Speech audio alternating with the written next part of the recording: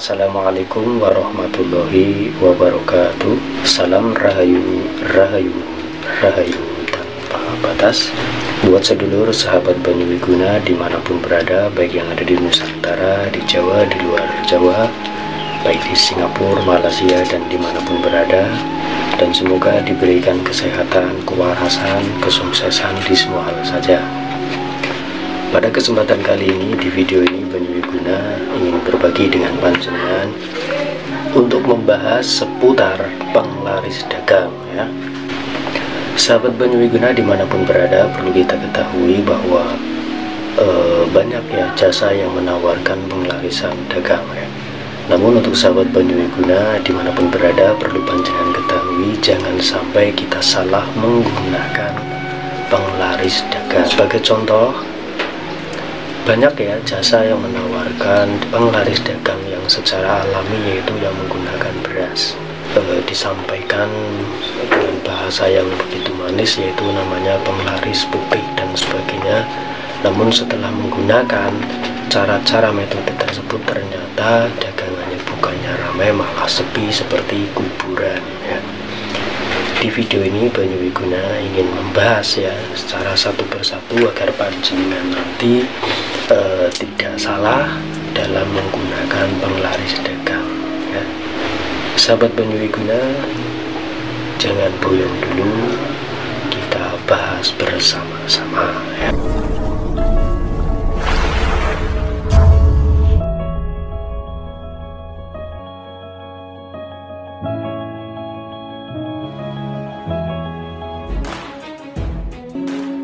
Sahabat Banyuwiguna dimanapun berada, kita langsung saja untuk membahas penglaris yang secara alami yang menggunakan beras. Beras di sini perlu panjenengan ketahui yang untuk sebagai penglaris ada 3, yaitu ada beras Jawa atau beras yang buat kita makan kesehari-harian, ini fungsinya berbeda juga. Dan juga ada beras ketan, ini juga fungsinya untuk penglaris apa. Dan kemudian ada beras yang namanya beras merah, ini juga fungsinya berbeda-beda. Kemudian ada yang penglaris menggunakan garam, ini juga manfaatnya berbeda untuk penglaris apa, nanti kita bahas satu persatu ya. Dagang sembako penglarisnya menggunakan garam, ini salah ya. Makanya setelah mengikuti anjuran penglarisannya pakai garam, kemudian panjenengan jualan sembako, bukannya ramai malah kayak kuburan ya. Begitu juga banyak yang salah fatal ketika menggunakan penglaris beras ya. Ketika mengikuti metode penglarisan secara alami dengan beras ini benar, cuma panjenengan mungkin dagangnya yang salah. Penglaris pakai beras, panjenengan jualannya warung makanan misalkan, ini ya juga salah. Sahabat Banyuwiguna dimanapun berada, ini ya kita langsung saja untuk membedah satu persatu untuk membahas tentang penglarisan secara alami. Yang pertama adalah dengan sarana atau metode dengan beras ya. Beras ini penglaris yang cocok adalah untuk para pedagang sayuran ya. Jadi ketika panjenengan usahanya jualan sayur, maka cukup menggunakan beras, yaitu beras tan ya, bukan beras yang untuk dikonsumsi setiap hari atau beras yang untuk dimakan ya, tapi menggunakan beras ketan, ini yang untuk dagang sayuran. Kemudian penglaris yang kedua yang secara alami adalah yang menggunakan uyah krosok atau garam lanang ya. Ini bisa untuk penglaris yang secara alami tanpa efek. Ini untuk penglaris makanan, misalkan panjenengan jual bakso, jual mie ayam ya. Untuk uyah ini tidak cocok untuk penglaris seperti jualan sayur, ini salah. Kemudian penglaris menggunakan koin, yaitu syarat untuk jualan sembako ya. Nanti kita bahas satu persatu cara menggunakannya, cara membuat penglaris. Untuk sahabat Banyuwiguna dimanapun berada, tentu jangan lupa untuk subscribe dulu, khususnya ini yang baru pertama kali nongol di channel saya, silahkan ya subscribe dulu, karena subscribe ini tidak bayar gratis ya. Sahabat Banyuwiguna dimanapun berada, kita bahas langsung saja cara membuat penglaris yang aman ya.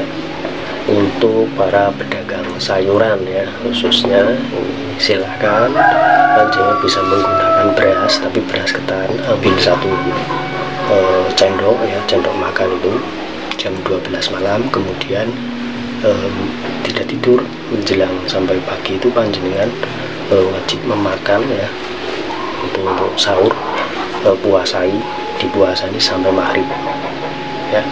Setelah maghrib panjenengan buka, maka paginya syarat ini ditaruh di tempat uang yang untuk hasil jualan tersebut ya. Tapi ini untuk penjual sayur penglarisannya pakai beras ya, jangan salah.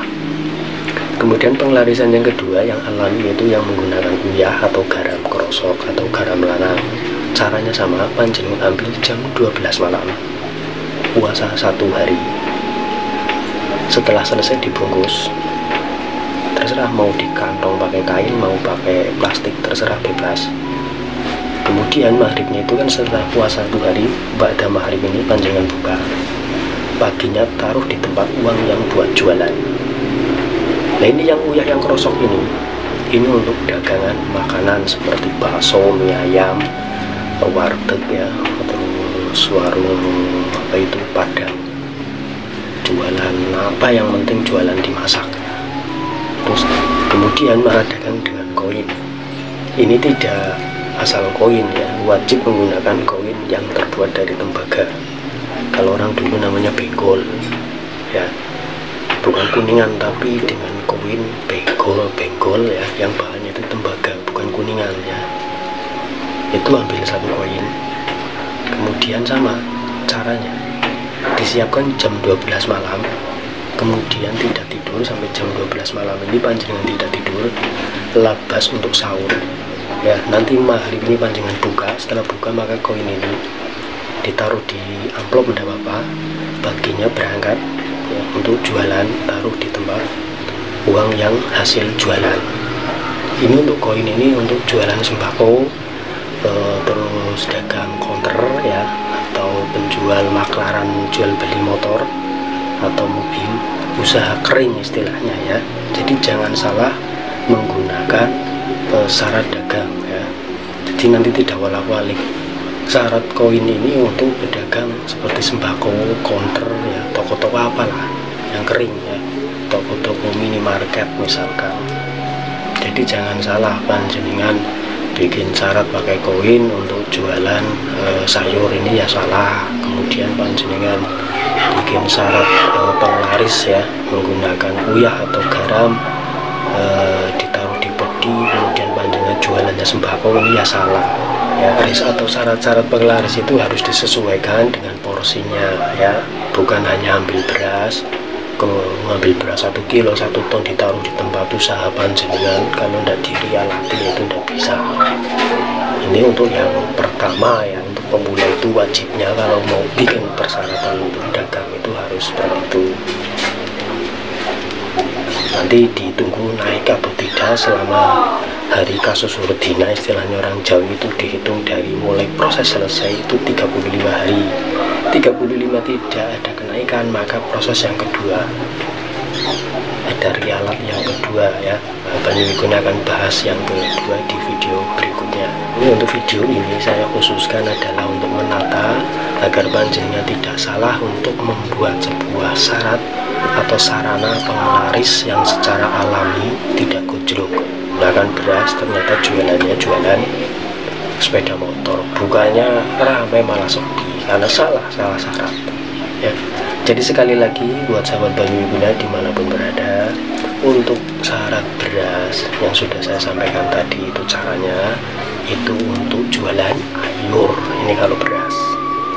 Kalau syarat yang namanya uyah ini untuk jenis yang usahanya buka warung atau makanan seperti keliling bakso, keliling mie ayam, jualan pecel ya. Kemudian yang untuk koin yang sudah saya bahas tadi itu ya, sudah saya terangkan, harus koinnya ini koin tembaga, bukan kuningan ya, apalagi besi perak itu tidak jadi, itu harus koin. Orang dulu itu menggunakan benggol, uang benggol, itu syaratnya wajib dibuat. dikuasai. Bukan asal punya koin 20 kalau 50 biji ditaruh di tempat uang, nggak bakal jadi. Itu harus dikuasai, harus ditirakati istilahnya orang Jawa. Nah itu untuk usaha apa? Kalau koin ini untuk sembako ya. Sahabat Banyu Wiguna dimanapun berada, mudah-mudahan apa yang saya sampaikan panjenengan bisa memahami ya. Sehingga panjenengan tidak salah untuk memahami ya. Sudah saya ulang tadi ya, moga diamalkan ya, buat panjenengan. Kemudian ditunggu selama 35 hari atau hari kasus betina istilahnya orang Jawa menyebutnya. Setelah 35 hari kok tidak ada perubahan, nanti panjenengan bisa kembali ke channel kami untuk menonton level yang kedua. Sama syaratnya itu cuma proses untuk bertirakatan atau berpuasanya ya. Bukan puasa ya, tapi untuk bertirakatnya ini dinaikkan level. Semakin banyak kesulitan untuk tirakat, maka akan semakin ampuh syarat tersebut. Dari Banyu Wiguna mohon maaf apabila banyak kesalahan, dan bagi yang percaya silahkan, bagi yang tidak percaya anggap saja sebagai hiburan. Dari Banyu Wiguna sendiri tidak akan memaksakan agar panjenengan untuk percaya dengan apa yang saya sampaikan. Semua kita kembalikan kepada Tuhan yang Maha Kuasa. Hormati perbedaan dalam berpikir. Dari Banyu Wiguna, salam rahayu, rahayu, rahayu tanpa batas. Wassalam.